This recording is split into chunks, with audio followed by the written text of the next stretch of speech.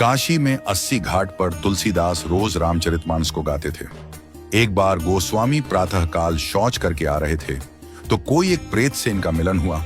उस प्रेत ने प्रसन्न होकर गोस्वामी जी से कहा कि मैं आपको कुछ देना चाहता हूं। गोस्वामी जी बोले, भैया हमारे मन में तो केवल एक ही चाह है कि ठाकुर जी का दर्शन हमें हो जाए। उस प्रेत ने कहा कि महाराज, मैं यदि दर्शन करवा सकता तो अब तक मुक्त ना हो गया होता। मैं खुद प्रेत योनि में पड़ा हुआ हूं। तुलसीदास जी बोले, फिर भैया हमको कुछ नहीं चाहिए। तो उस प्रेत ने कहा, सुनिए महाराज, मैं आपको दर्शन तो नहीं करवा सकता, लेकिन दर्शन कैसे होंगे उसका रास्ता बता सकता हूं। तुलसीदास जी बोले कि बताइए। प्रेत बोला, आप जहां कथा कहते हैं बहुत सारे भक्त सुनने आते हैं। अब आपको तो मालूम नहीं, लेकिन मैं जानता हूं आपकी कथा में रोज हनुमान जी भी सुनने आते हैं। सबसे पीछे कंबल ओढ़कर एक दीनहीन कोढ़ी स्वरूप में जो व्यक्ति बैठता है और जहां लोग चप्पल उतारते हैं वहीं बैठते हैं। उनके पैर पकड़ लेना वह हनुमान जी ही हैं। गोस्वामी जी बड़े खुश हुए।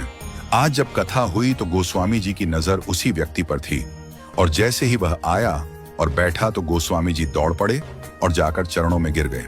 गोस्वामी जी बोले, महाराज आप सबसे छुप सकते हो, मुझसे नहीं। अब आपके चरण तब तक नहीं छोड़ूंगा जब तक राम से नहीं मिलवाओगे। ये कहा तो हनुमान जी दिव्य स्वरूप में प्रकट हो गए। तुलसीदास जी बोले, कृपा करके राम से मिलवा दो, अब और कोई अभिलाषा नहीं है। हनुमान जी बोले कि आपको राम जी जरूर मिलेंगे, लेकिन आपको चित्रकूट चलना होगा।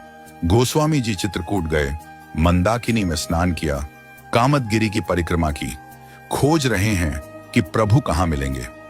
सामने से दो राजकुमार घोड़े पर आए, एक गौर वर्ण और एक श्याम वर्ण।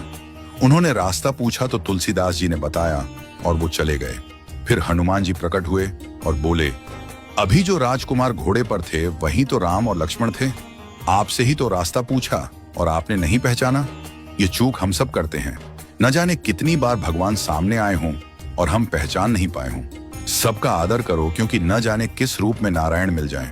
गोस्वामी जी बोले, हनुमान जी आज बहुत बड़ी गलती हो गई, कृपा करवाइए फिर मिलन हो। हनुमान जी बोले, धैर्य रखो, फिर मिलेंगे। गोस्वामी जी मंदाकिनी के तट पर स्नान कर चंदन घिसते हुए श्री राम जय जय राम गा रहे थे। ठाकुर जी बालक रूप में आए और बोले, बाबा चंदन बहुत प्यारा घिसा है, थोड़ा मुझे लगा दो। गोस्वामी जी ने दिया।